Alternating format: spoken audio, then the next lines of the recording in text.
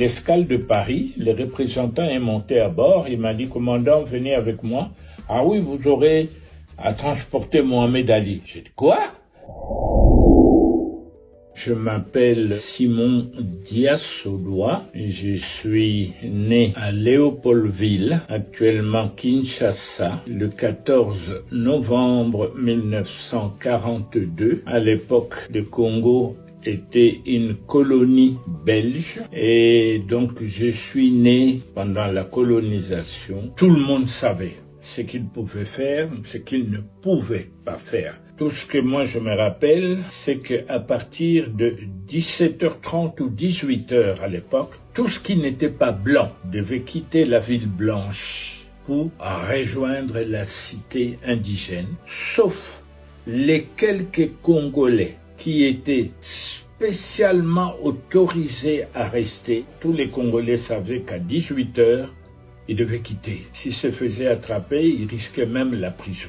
À l'époque, le noir était limité à l'école moyenne. Ça veut dire qu'après l'école primaire, quand vous alliez faire vos études supérieures, ils étaient limités à 4 ans. Donc, vous ne pouviez pas, par exemple, quand on prend les cas de la médecine, quelqu'un, un noir, qui s'est lancé dans le domaine médical, après 4 ans d'études, on le nommait assistant médical. Il ne devenait pas docteur. Il assistait le docteur blanc, mais lui était assistant médical. Il était limité à la fonction d'assistant médical.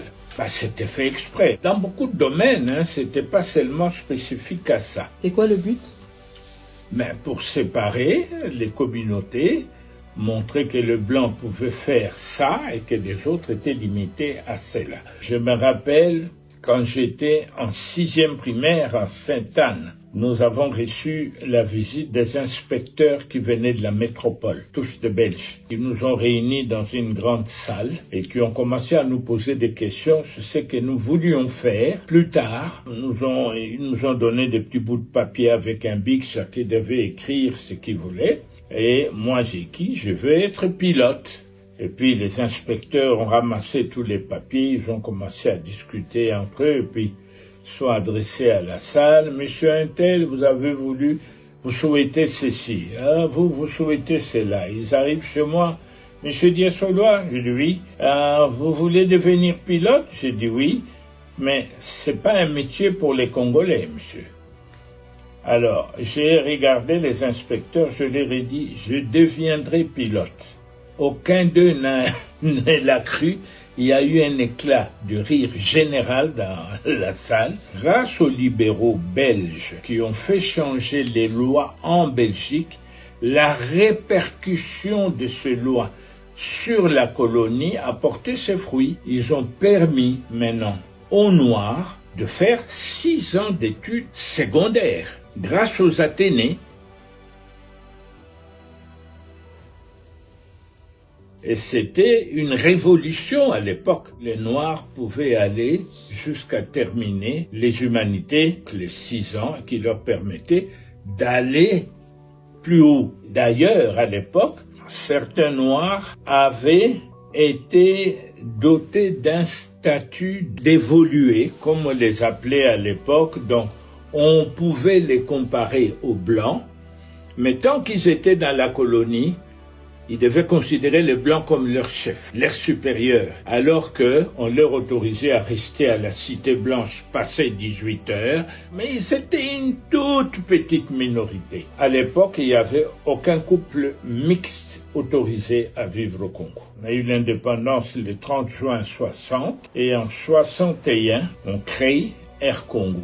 Et là, je vois que la nouvelle compagnie cherchait des candidats pilotes qui devaient être envoyés en formation en Europe. Et sans rien dire à mes parents, je me suis présenté, on m'a fait passer des tests et tout. J'ai été retenu, mais on m'a donné comme condition que tu termines ton année, ta dernière année d'humanité en Belgique. Et c'est comme ça qu'en 61, je me retrouve à l'Athénée de Neuchâtel où j'ai fait ma dernière année d'humanité. Et de là, j'ai été à Liège où on m'a demandé de passer une année spéciale en maths et en physique. Donc, on m'a pris, moi et mon collègue Ilunga, on nous a envoyés à Liège, puis nous nous sommes présentés à l'école d'aviation civile où nous avons été retenus et nous avons suivi notre formation comme pilote d'avion. J'ai voulu devenir pilote et je suis devenu le pilote que j'ai voulu être. Et c'était en 74.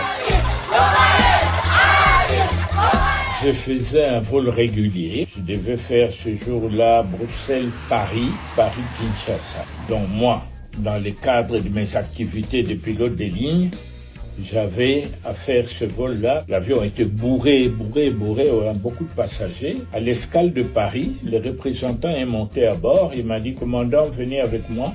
Vous pouvez prendre 2, 3, 4 membres d'équipage, vous me suivez. J'ai dit, mais ah oui, vous aurez à transporter Mohamed Ali. J'ai dit, quoi? Il dit, oui, Mohamed Ali est arrivé à Paris, donc vous allez l'amener à Kinshasa pour son combat avec Foreman. J'ai dit, ok, j'ai choisi 2, 3 gars de mon équipage. On sort de l'avion, il y avait une salle là, je vois plein de monde autour d'un monsieur qui faisait un genre de show là au milieu. Et on m'amène devant Mohamed Ali, on me présente et tout. Alors les gars se retournent vers moi et disent, ah, c'est vous qui allez me piloter Oui, c'est nous. Mais il dit, oh, mais c'est extraordinaire.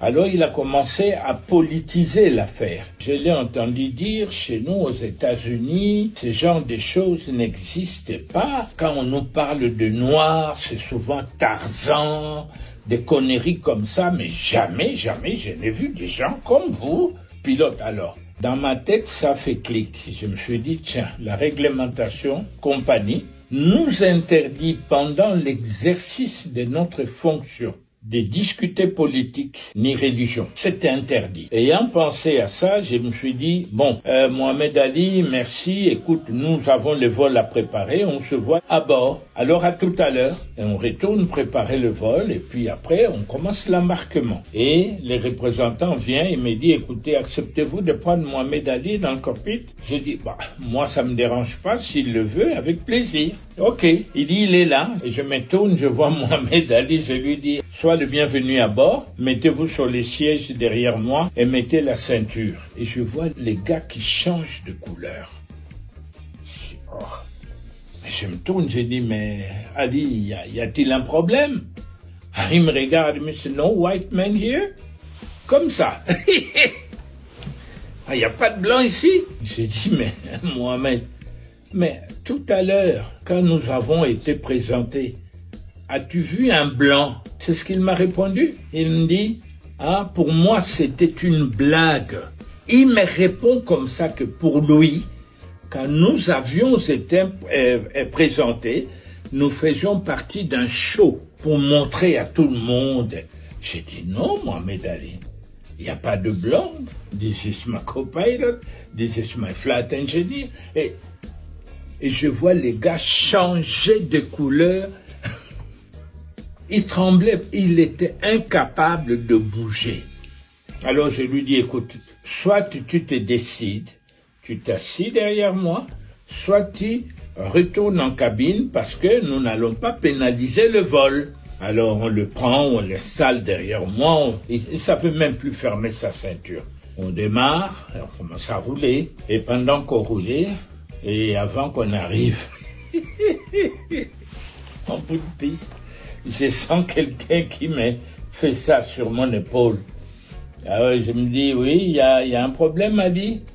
Alors il me dit, avez-vous l'expérience sur cet avion? Comme ça. J'ai dit, Ali, are you kidding or what? Vous êtes en train de blaguer? Non, il voulait être sûr parce que c'est la première fois de sa vie. Ensuite, il nous voit décoller, monter en croisière, on se dirige vers le sud, et puis je le vois aller derrière. Et ensuite il revient, on était au-dessus de la Méditerranée. Il rentre dans le corps, puis je lui dis, Ali, regarde là-bas, tu vois la côte? Il me dit, oui, j'ai dit, ça c'est l'Afrique du Nord. Et puis après ça, tu verras le désert. Il n'en revenait pas. Ça faisait 2 heures qu'on était ensemble.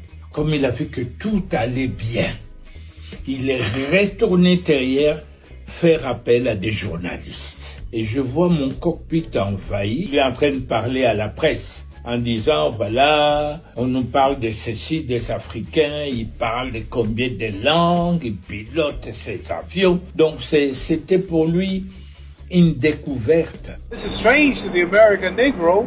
We never dreamed of this. And every time we watch television, they show us Tarzan and the natives and the jungles. They never told us that the Africans were more intelligent than we are. They speak English. They speak English, French, and African. We can't even speak English good. À l'arrivée à Kinshasa, on est arrivé la nuit, vers 20h passées, et on est devenus amis. On s'est même revus aux États-Unis. Il revenait de Chicago. Dès qu'il m'a croisé à l'aéroport, il a commencé à crier « My pilot, my pilot !» Même les Américains les regardaient. Je ne l'en voulais pas. Je l'ai compris tellement mieux parce que je suis passé par là. Le racisme à l'époque, c'était pas un jeu, C'était pas un jeu. Je comprenais tellement bien Mohamed Ali. Je me suis remémoré ma première arrivée en Belgique. En 61, on était sur la route entre l'aéroport de Bruxelles National et Bruxelles. Et pour la première fois de ma vie, je vois des travailleurs tout au long de la route avec des pelles et tout ça qui travaillaient et je regarde, j'étais choqué. Pourquoi? Je vois un colonisé qui est indépendant depuis 1 an, qui de toute sa vie n'a jamais vu un blanc faire du travail manuel. Je vois ces blancs en train de creuser. Oh, même eux aussi font le travail qui s'exige de nous en Afrique. Déjà, à ces jours-là, j'étais choqué par la première réalité de la vie que je voyais vis-à-vis des gens que je considérais comme supérieur. Et j'ai compris beaucoup de choses ce jour-là. Certaines réalités de la vie qu'on cache à certaines personnes. On veut faire de certains des dieux alors qu'ils ne le sont pas. D'autres, on veut les abrutir alors qu'ils ne sont pas abrutis. Et c'est à partir de ce moment-là que j'ai compris qu'on est tous manipulables. Qui que vous soyez.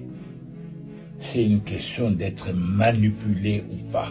Et j'ai compris les réactions qu'Ali avait ce jour-là en faisant ces liens, moi qui sortais de la colonisation. Papa n'a pas fait des grandes études, il savait à peine lire et écrire, mais ce qu'il a inculqué dans ma tête, c'est quelque chose d'exceptionnel. Ce n'est pas le fait d'avoir 5-10 diplômes d'université qui fait de nous des gens exceptionnels. Si tu n'as pas la sagesse, tu ne vaux rien, tu n'es rien. Et j'ai jamais oublié ce conseil qui m'a servi jusqu'à aujourd'hui.